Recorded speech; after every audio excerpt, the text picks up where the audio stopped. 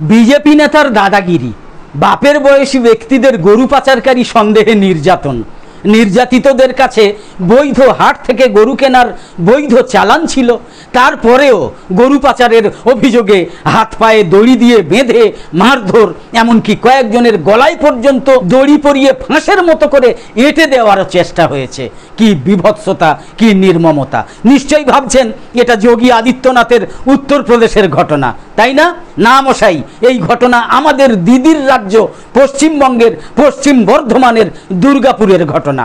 এখানে মুসলিমরা কত নিরাপদ বুঝতে পারছেন তো? এই নৃশংস হামলায় উত্তরপ্রদেশের মতো এখানেও অভিযুক্ত বিজেপি এবং হিন্দুত্ববাদীরা, আর উত্তরপ্রদেশের মতোই এখানেও মানে দিদির রাজ্যেও আক্রান্তরা হচ্ছে মুসলিম। দুর্গাপুরে একাধিক প্রবীণ মুসলিম ব্যক্তিকে অমানবিক অত্যাচারের ছবি ভাইরাল হয়েছে। স্বাভাবিকভাবেই সামাজিক যোগাযোগ মাধ্যমে প্রশ্ন উঠেছে, এটা কি উত্তরপ্রদেশ? কারণ বিজেপি শাসিত উত্তরপ্রদেশে এমন ঘটনা প্রায়শই ঘটে থাকে, কিন্তু তৃণমূল শাসনে পশ্চিমবঙ্গেও হিন্দুত্ববাদীদের এমন আচরণ যে এবার স্বাভাবিক হতে চলেছে, দুর্গাপুরের ঘটনা সবজান্তা মুসলিম অন্ধভক্তদের চোখে আঙুল দিয়ে দেখিয়ে দিয়েছে। দুর্গাপুরের জেমুয়াতে গরু ব্যবসার কারণে প্রকাশ্যে সংখ্যালঘু গরু ব্যবসায়ীদের উপর চরম নিপীড়নের ঘটনা ঘটেছে। এটা এখন প্রকাশ্য এবং বেশিরভাগ মানুষ জেনে গিয়েছেন। জানা গিয়েছে বাঁকুড়া জেলার বড়জোড়ার হাট আশুরিয়া এলাকা থেকে একটা ভ্যানে করে দামোদর ব্যারেজ হয়ে দুর্গাপুরে ঢুকেছিল ওই গরু বোঝাই গাড়িটা। অভিযোগ, দুর্গাপুরের বিজেপির নেতা পারিজাত গাঙ্গুলির নেতৃত্বে জনাকয়েক বীর পঙ্গু গরু বোঝাই ওই গাড়িটা আটকায়। বৈধ চালান এবং রসিদ থাকলেও বৃদ্ধ মুসলিম গরু ব্যবসায়ীদের যার পর নাই অত্যাচার করা হয়।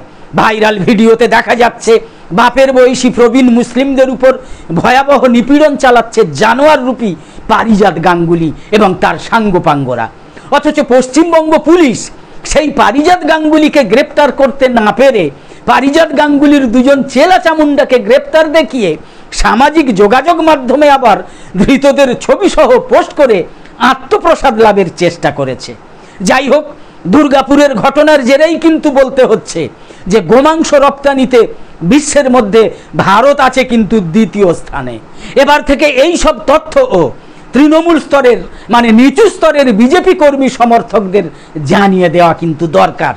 পশ্চিমবঙ্গ সহ ভারতের নিচু স্তরের বিজেপি কর্মী সমর্থকদের এই তথ্যও জেনে রাখা দরকার যে ভারতে কয়েক হাজার গোমাংস প্যাকেজিং এক্সপোর্ট করা হয় এই রকম কোম্পানি রয়েছে, যাদের মধ্যে 50টারও বেশি বড় কোম্পানির মালিক কিন্তু হিন্দু।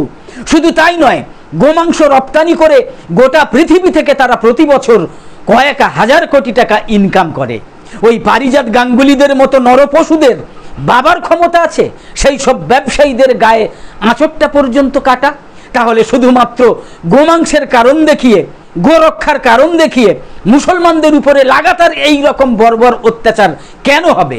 গোটা ভারত জুড়ে গত 10 বছরে গোমাংসের নামে ভারতের মুসলমানদের উপরে নৃশংস অত্যাচার চলছে, এমনকি হত্যাও করা হচ্ছে। ভারতবর্ষের অন্যান্য রাজ্যের কথা ছেড়ে দিই, পশ্চিমবঙ্গেও এখন সেই প্রবণতা বিদ্যমান। অথচ পৃথিবীর বেশ কিছু দেশে গরুর মাংস রপ্তানি করা বড় বড় কোম্পানিগুলোর হিন্দু মালিকরা দিব্যি বসে বসে মুনাফা খাচ্ছে, আর কেন্দ্রের শাসক দল বিজেপির পার্টি ফান্ডে কোটি কোটি টাকা দিয়ে চলেছে। এসবের বিরুদ্ধে রাস্তায় নামবে কে? পারিজাতরা এবং তাদের চেলা চামুন্ডারা নামবে কে? কিংবা তাদের নেতারা? পশ্চিমবঙ্গে যাদের আশ্রয়ে এই সব পারিজাত গাঙ্গুলিরা লালিত পালিত। সব থেকে বড় কথা হলো, ভারতের বেশ কিছু রাজ্যে অমুসলিমরাও প্রকাশ্যে গোমাংস খায়। এই তথ্য কি পারিজাত গাঙ্গুলিদের মতো বিজেপি মাস্তানদের জানা নেই? সাধারণত ভারতের উত্তর পূর্বের রাজ্যগুলো যেমন মেঘালয়, মিজোরাম, নাগাল্যান্ড, ত্রিপুরা এবং সিকিমে প্রকাশ্যে গরুর মাংস খাওয়া বেশি প্রচলিত। আর পশ্চিমবঙ্গ ছাড়াও কেরালা, কর্ণাটক, গোয়া এবং হিমাচল প্রদেশেও কিছু অংশে প্রকাশ্যে গোমাংস খাওয়া হয়। এই সব জায়গায় গোমাংস একটা সাধারণ খাদ্য। পর্যটকদের স্বর্গরাজ্য গোয়ায় প্রকাশ্যে গরুর মাংস খাওয়া এবং বিক্রি করা কেন্দ্র সরকার এবং রাজ্য সরকার উভয় সরকার দ্বারাই অনুমোদিত। এটা একটা জনপ্রিয় পর্যটন কেন্দ্র। যেখানে বিভিন্ন সংস্কৃতির মানুষের আনাগোনা এবং তাদের খাদ্যাভ্যাসও বিভিন্ন। ভোটের সময় বিজেপির বড় বড় নেতারা পর্যন্ত এইসব রাজ্যে গিয়ে গোমাংস খাওয়া কখনোই নিষিদ্ধ করা হবে না বলে প্রতিশ্রুতি দিয়ে থাকেন, প্রতিশ্রুতি দিয়ে আসেন। হিমাচল প্রদেশের কিছু অংশে, মানে অহিন্দু এবং অমুসলিম প্রধান অংশে প্রকাশ্যে গরুর মাংস খাওয়া হয়, তবে রাজ্য সরকার কিছু কিছু বিধিনিষেধ আরোপ করেছে সেখানে।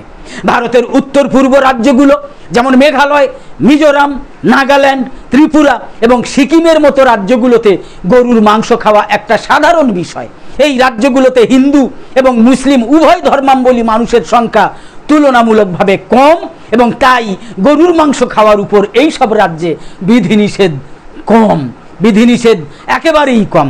এগুলো কি ভারতের বাইরে? এই রাজ্যগুলো কি ভারতের বাইরে? পারিজাত গাঙ্গুলিদের এগুলো জানা উচিত নয়? ভারতের কোন কোন রাজ্যে গোমাংস নিষিদ্ধ থাকলেও ভারতবর্ষের কোনো জায়গাতেই কিন্তু গরু কেনা বেচা তো নিষিদ্ধ নয়, বিশেষ করে পশ্চিমবঙ্গে তো নয়। তাছাড়া দুর্গাপুরের ঘটনায় নির্যাতিতরা তো বৈধ লাইসেন্স প্রাপ্ত হাট থেকে বৈধভাবে গরু কিনে বৈধ কাগজপত্র সহ বাড়ি ফিরছিলেন।